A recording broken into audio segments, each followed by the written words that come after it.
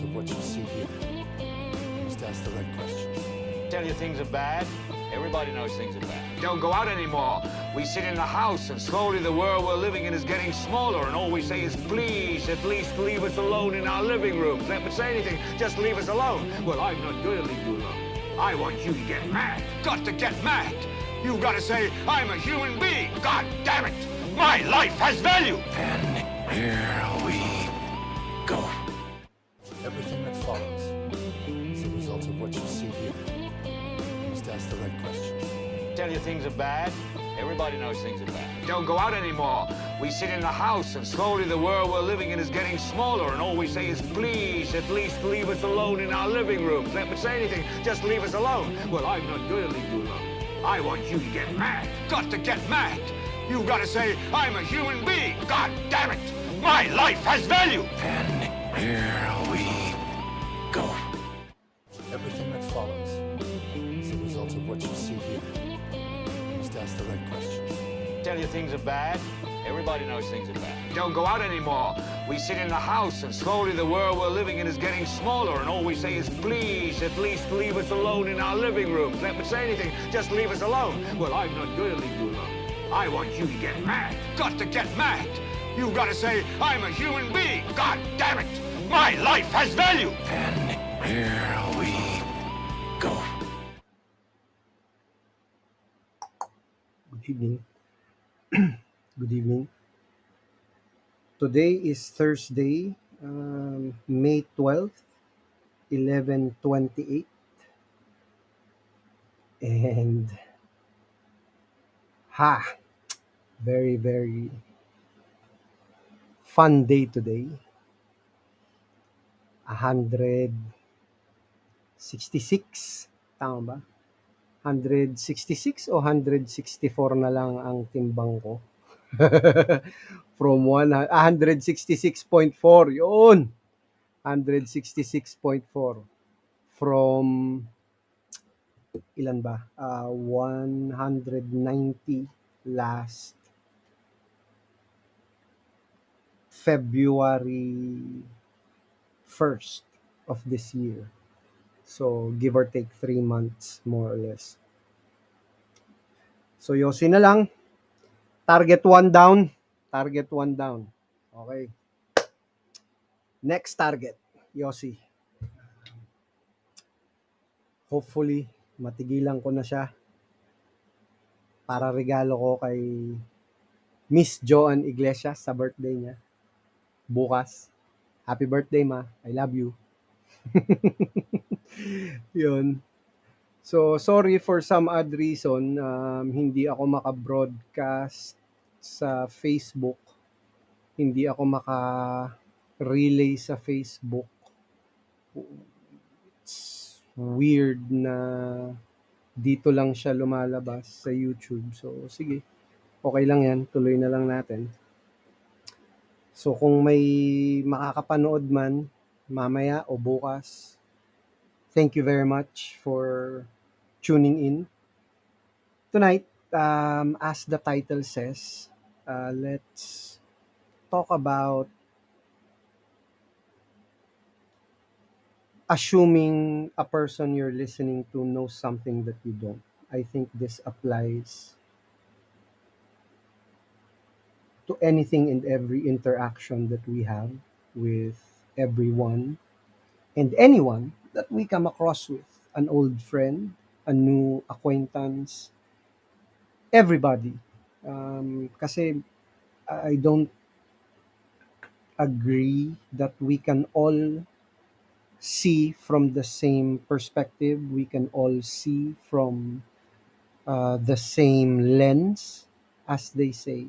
We all have a collection of experiences. We have all a collection of our own myriad interactions with people, traumas that we may carry or whatnot. So I think we really can't see eye to eye in some way or the other unless we allow ourselves to listen without bias, um, listen without preconception. I don't think that's even easy. I think it's far easier said than done. But we can try. I don't see anything wrong in trying to listen, like truly listen, like get to the root point of someone's conversation piece or what they're saying. I think it's far better if we're not listening to reply, or we're not listening to rebut, we're not listening to prove a point, we're listening for the sake of listening, and then asking the right questions. I think without like preconceptions or pre-inhibitions. I would love to quote Dr. Jordan Peterson. I think that's where it was taken from, but there's also notations from another great psychologist where that came from. Listen to someone like they know something that you don't. So that's something totally, I think, in general, for people who are there really trying to scratch the surface, trying to get to the bottom of what a person's thought process is, what a person's experience has turned him into. Like we mentioned earlier, the trauma that they carry that might be affecting them. So we wouldn't know. From earlier post in on Facebook, I mentioned, I asked what would be a great Thursday night conversation piece. What would be a good like starting or jumping off point? People were asked saying that climate change, or some of them are serious, some of them are just an offhand remark, but it all boils down to what they had in mind at the time. Some of them were mentioning the politics, like what's happening right now between us, between our nation, between each other. We're practically divided because of our political beliefs. Families, friendships have been broken, all because of what? Someone that you really don't know, someone who really doesn't even care about you. I mean, honestly, is there anything that this person has on you? Or is this more of a belief, an ideology that you're carrying, a slogan that you firmly hold on to? What's the catch on you? What cannot, can it not be done? Can it not be possible without this particular person leading us? What's your point on? What's the difference between them leading and your contribution? What can you contribute to make that change? What can you contribute, not merely in like a bigger perspective, but in a smaller scale? What can you offer to someone? Like we're all talking about the slogans of unity, uniting, brotherhood, moving past the chasm that we're experiencing right now between friends and families. Is this more of an ego thing, or is this more of something else? Pride, prejudice, like clout? What is it? I'd really love to know. I'd really like to understand. There's also one here that was said, depression. Why can't you share it to your friend? Is that a fact? Hi, ma'am. Hi, sir. Coach. Is that a fact? We really can't share it to our friends? Or is it more of the friends that you have, the friends that you keep? So, what's really preventing us from communicating to each other? What's really blocking that integral piece of us uniting? Is it more of communication, or is it the messenger or the message? There's a wonderful piece out right now on YouTube. I'm just not sure if I'd be able to share it, but this is, I think, an interview for. Let me just check. Let me just pull it up. This is um, an ANC interview of a political analyst, Stephen Kunjing, an international investment banker, and he made a lot of valid points about us really mattering in a bigger narrative. And it really shows that it's not up to who's in power, it's really up to the people, us in general, the nation in general.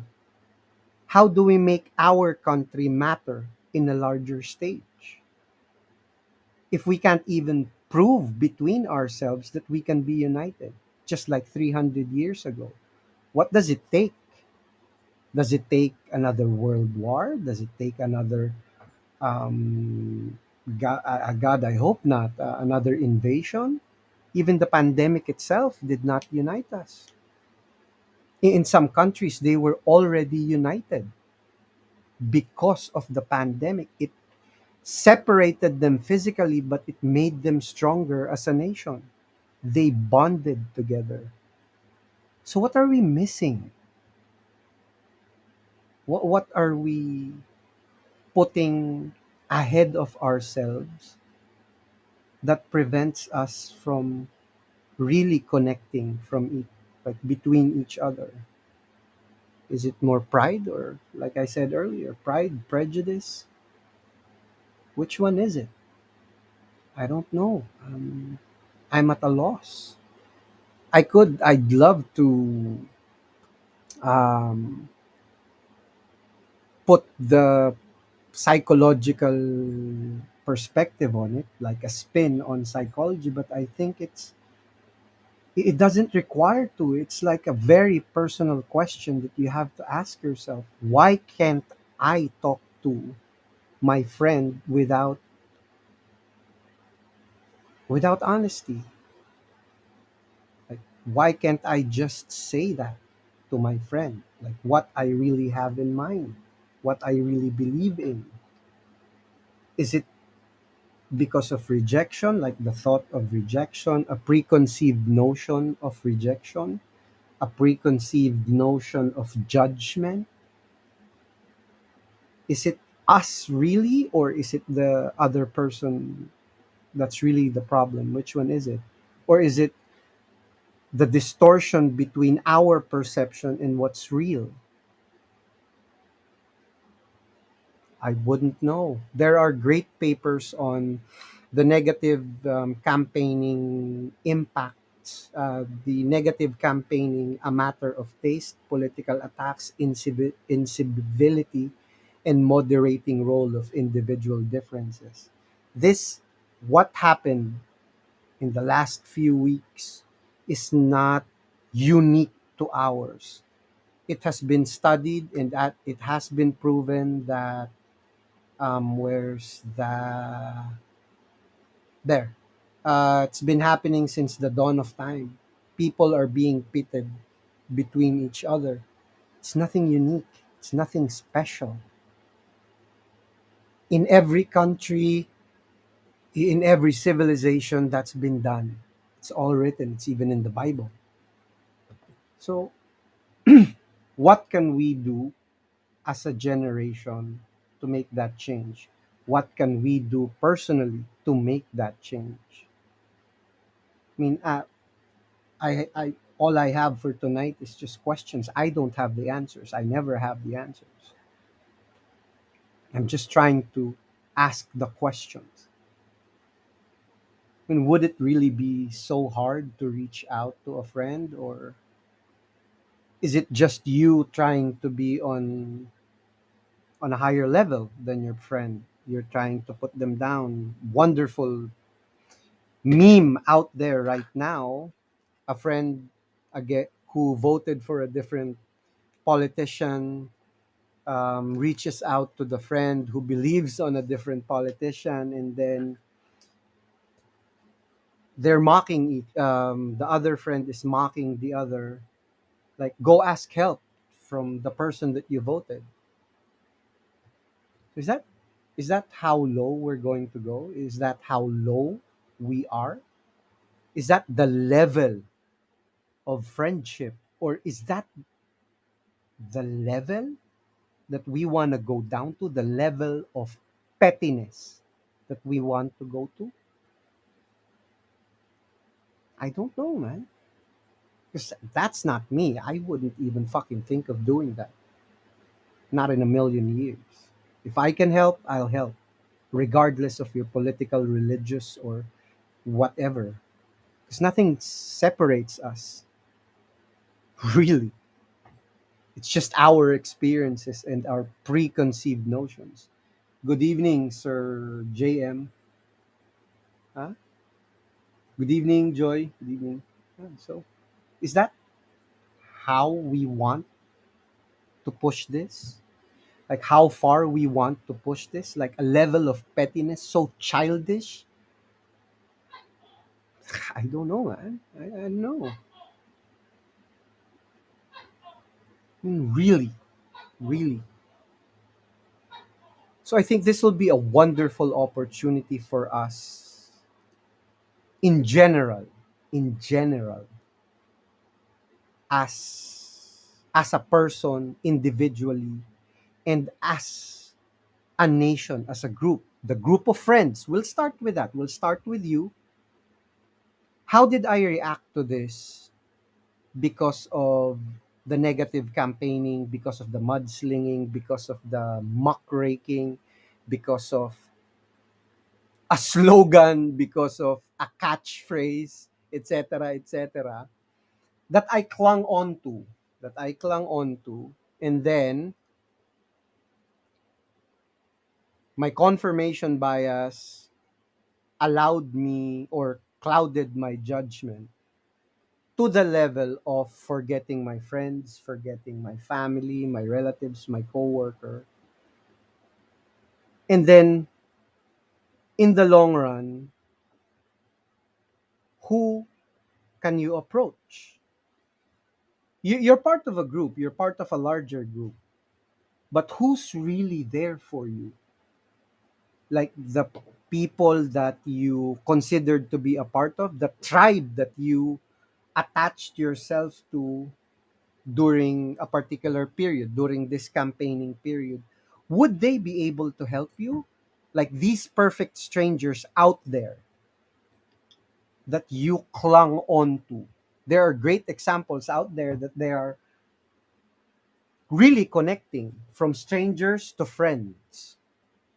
Maybe there's a reason for them to do that. There's an agenda behind doing it, but I don't know. I'm just an optimist that they are just reaching out, helping. There's a meme going around about a couple who said that they were going to get married when a particular candidate wins. So when that candidate didn't win, they were being mocked by the other side. Now, the collective of that group started banding together and offered cakes, providing them free gowns, or everything and everything. They wanted to sponsor them and help them. Beautiful. That's really beautiful, man. That's the best example of them getting united, becoming from strangers to real people knowing each other outside of that narrative, outside of the slogan. They really banded together. But how many other examples of that would there be? And is that even true? Or is it just another part of a larger narrative? So that's one of the main reasons why I don't usually speak of my political and my religious inclinations and beliefs. Good evening, Cassie. So these are my personal beliefs. I hold them sacred. And if you're not willing to listen, then let's not even discuss it. So if you're not willing to listen, like really listen, then there's no point in talking. So I think there are wonderful examples of the bandwagon effect, the confirmation bias, the anchoring bias. I mean, I think it's about time that we move past this. It's not even new.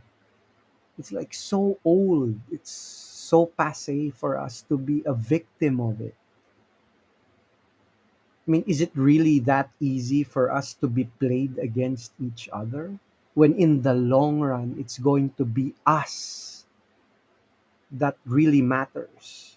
Like you, me, everyone in my immediate circle, and then we're just going to be ripped apart because of like fucking colors, red, pink, whatever. Bullshit, man. I think it would be a wonderful exercise if we can like get past this, move on, and reassess how we reacted. Like be really honest. How we reacted. Did we react intelligently? Did we react too emotionally? Or do we feel stupid now being played? I mean, did it become idol worship at some point? So it's just a. I think this will be just a rant. I'll change the name. It's just a rant, or not random thoughts, but rants in the pit. I don't know. I'm just asking the questions. Did it really help you? Like go die hard for that. We backslid to like a base form of tribalism. And now who's going to be there? What, we're just going to swallow our words or what? We'll try to reel back the words. If it was even true, the son of the senator that berated his mother online, if that's even true, now what? Now what? Are you gonna stand your ground about what you've said to your mother? Are you going to stand by your words? Or would you just like people will forget tomorrow? No one's going to pay attention. So I think we need to have accountability for these things. Like our personal accountability. There's no need for us to go down the level. We can maintain integrity, we can maintain decorum in topics like that. Speaking of politics or speaking of religion or whatnot. And also, I hope if you're listening to this and you're still a college student, I hope you don't get played. I hope you don't get played by ideological organizations. Don't allow yourselves to be part of an organization that will ask you to forsake your future for their agenda. What are really their policies? What are their aims? What's really their guiding principle? What are they trying to achieve? Like, really trying to achieve? Do they have a plan of achieving that? Do they have really a well laid plan on achieving something? If they don't, if they're just using choice words that play on your emotion and you don't see any logic in it, walk away. Don't waste your time on that. Improve yourself. Maybe, who knows, you might have an opportunity to be a leader someday. What if you pursue your passion, if you pursue your education, instead of going on rallies, going on, like, trying to lead a falling revolt, or a dying revolution, start with yourself. You can't change the world if you can't even live by your own principles. Do you even have one? What are your principles? What are your guiding machinations in life? What keeps you awake what keeps you awake at night? What burning passions do you have? Where do you see yourself in the next 5 years? Like, really see yourself in the next 5 years. What are your plans in the next 5 years or tomorrow morning? What's your schedule? What are you going to be doing 12 o'clock tomorrow? What's the plan? What's the objective? Where are you going? Let's not busy ourselves with a bigger picture so that we cannot focus on what's in front of us. Let's be realistic. Come on. Let's just be realistic and honest to ourselves at the least.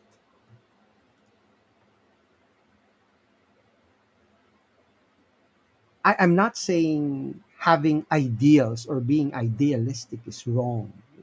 No, of course not. But we have to be aware of our limits.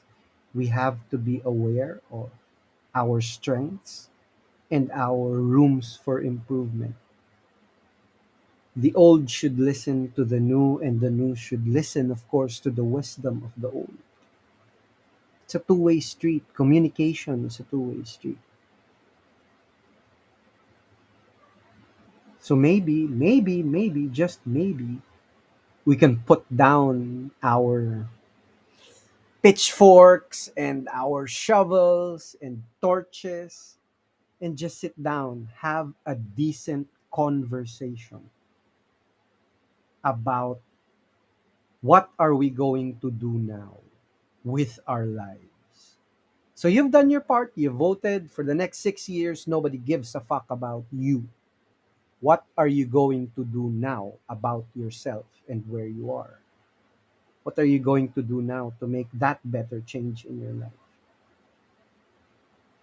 If you're overweight, lose weight. If you haven't finished your education, go finish it. If you want to find out about, let's say, learn about editing, study it. If you want to learn how to bake a cake, go fucking learn it. It's the little things that really matter in the long run. You can't build a castle, a sand castle, with missing grains of sand. So I think it's just logical. Emotions are great, but they're not really that good if they overpower you. If you can't see beyond the horizon or what's in front of you, if you're being blinded by it. So I think that's it for tonight. Let's keep it short and simple. I have 4 minutes before 12 o'clock to greet my wonderful partner in crime. It's her birthday today. No, later, in 4 minutes, it's going to be her birthday. So thank you very much. Hopefully tomorrow there's something lighter to talk about. or there's something funny that we can talk about tomorrow. As always, life is about making choices. Maybe it's time to make a choice for yourself.